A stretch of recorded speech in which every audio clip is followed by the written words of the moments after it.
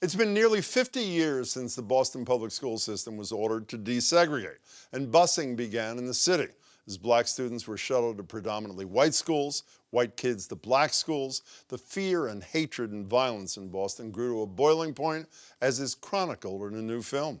Black people have to be ready to make one choice in America. And that's the choice whether to stay in control when white people are out of control. No, they want a bunch of kids who hate each other to walk hand in hand and sing Kumbaya. This busing thing is driving me crazy. They're not like us. They're just not like us. I deal with racist people all the time, and I don't say anything. So what does that make me? Starring a slew of Hollywood heavy hitters, the movie is called The Walk. It was written by two of Massachusetts' own, Daniel Adams, who also directed the film, and George Powell. They join me now. The film, by the way, won Best Picture and Best Original Screenplay at this year's Boston International Film Festival. Congratulations, gentlemen. Good to see you both. Good to be here. 50 years after the fact, why bother making this? Well, because the subject never goes away, unfortunately. We are living in a time when it's probably just as bad, if not worse. And we constantly need to be reminded of trying to break apart why people are have the attitudes they do, and why they're racist, and why they're bigots. Is that your motivation too, George? Yeah. Well, my motivation was more to show the different degrees of hate, and like sometimes in life we take hate, anger, and transfer it into hate, and it's not hate actually, it's anger. So that's why you watch the movies. There's different levels of the hate. You see the extreme hate, and then you see the passive racism, then you see the extreme racism, and so it's different levels of it. So. And you also see, it's like the other. Is Right. People have no idea what anybody else is like because they've never lived with anybody else. Did I not read that you had a sister who was bussed? Well, yeah, she wasn't bussed, but she went through the issues of the whole process. So you had a personal connection to this too. I mean, just living in Boston, you have a person. I went to Boston public schools, so. You know, I don't know if it's an unfortunate irony, but I'm watching your film this weekend, and I took a break halfway through, and I turned on the television. What's on television? The Patriot Front marching through Boston with masks, these white supremacists. So as guys who know this community a bit, do you see any of the Boston in your film, in Boston in 2022? I absolutely do. I mean, Why'd you look at him first? to see if he wanted to answer first. Okay, well, you can answer a second. How about you? You do see it. What do you mean absolutely? Well, I mean, I experienced it from the other side when I was a kid growing up in Boston. But I don't see much of a change other than, maybe a little bit in politics. And Well, it's more than a little bit. White guys have been mayors of the city. Yeah. I'm not saying everything's great, but and there's a woman of color who's running it with a lot of executives of color too. Yeah, no, and it's great. In fact, Mayor Wu actually sponsored a screening of the movie did she? a few weeks ago. Yeah, which was great. We had people coming out who actually were on the bus, who were in tears watching the movie. So how much of it, do you see that Boston and this Boston in 2022? George? No. You don't? It's totally different. How is it totally different? Because back then, you really couldn't go to Broadway, and you couldn't get off Andrew Station, you couldn't get off Columbia Road. Nowadays, you could get off these stations, and you could go on the beach in South Boston. And so that part of it has totally changed. Like, it's more integrated right now.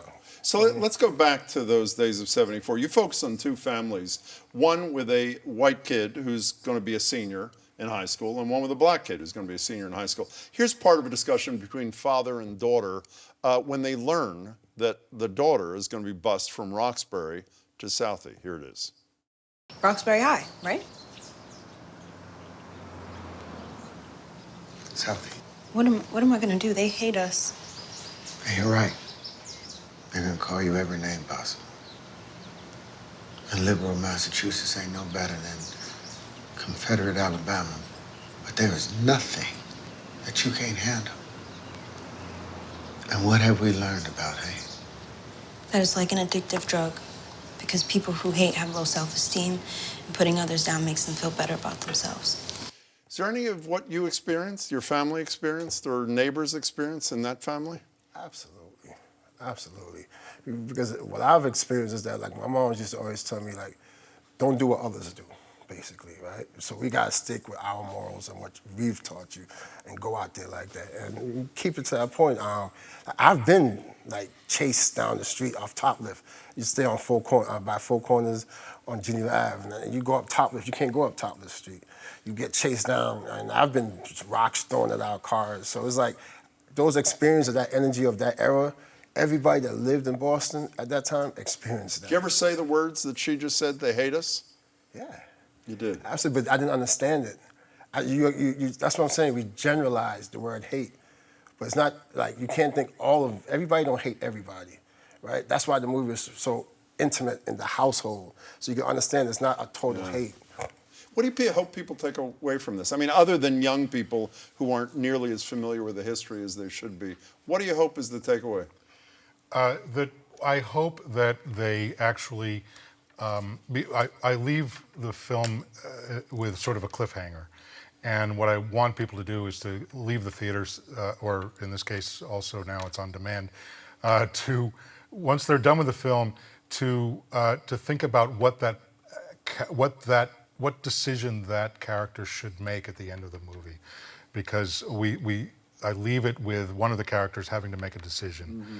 And that would then, there are no answers to racism in a lot of ways other than to just get people educated and to get people thinking about the effects of other people. And try to remove fear of the unknown, which is a huge theme That's here. right. So we've talked about the film you did make. Let's talk about the one, in my opinion, you should make. How'd you two meet each other?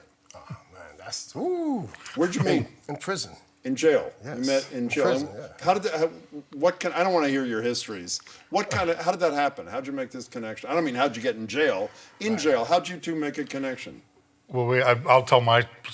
Your version of the truth, and he'll tell his version. Go ahead. Yeah, as my dad used to say, there are always three sides to the truth: your side, my side, and the truth. So, but let's hear it. But in any case, so I got in there, and there was a bit of notoriety because I had some a lot of You're a big-time press filmmaker. coverage. For those who don't know, I mean, you're a big-time filmmaker. Yeah, so it got a little publicity, and everybody knew that I was I was the Hollywood guy, and I had a lot of, especially mob guys, that all thought that their life story would make a Their great own movie. story. Yeah. So I literally was getting pitched in prison. So how's he fit into this? So what happened was I got so frustrated telling everybody, I can't do all of your stories, sort of thing. I said, look, if you want your story to be a movie, every Sunday I'm going to be in the library, and I'm going to teach you every Sunday. I'll teach you how to write a screenplay. And this guy showed up, and he was the only one that kept showing up every single week, and he started writing, and the stuff he was writing was fantastic. I mean, it was brilliant in a lot of ways, and he's great at plot and dialogue and creating characters, and we just through it we went a year. So what's your version of the truth? Where'd you start? Forget that. Okay. Where'd you start writing? What was? I started writing the hole. I went to the hole in prison. Meaning solitary? In solitary, yeah. And I started What do writing. you have, like a pen and a pen piece and of paper? There you go. That's just what it was. And what do you start writing about? And I started hearing voices in the hole, and I started writing what they were saying. Writing, and it came out to be a whole story. And then I was just about to leave, and in 2 weeks, I asked the CO. I was like, "Yo, let me stay a little 2 weeks more, so I could finish the story." And usually Wait a they second. don't. You asked to stay in solitary for 2 weeks more so you could finish your writing? Yes. And usually they don't do it neither.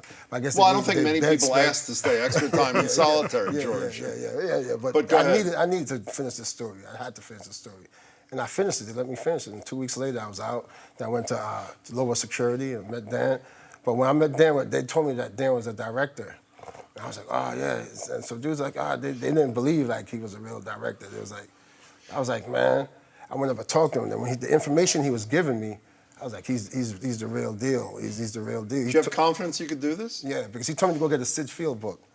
And my sister sent it up to me in the prison. I read it. We only have a minute left. I asked your buddy here a minute ago, Dan, about what you want people to take away. What I take away from your personal story, I mean, is this old colony correctional center. Correct. And there's very little correction in a lot of prisons, as you know. There's a lot of punishment in prisons.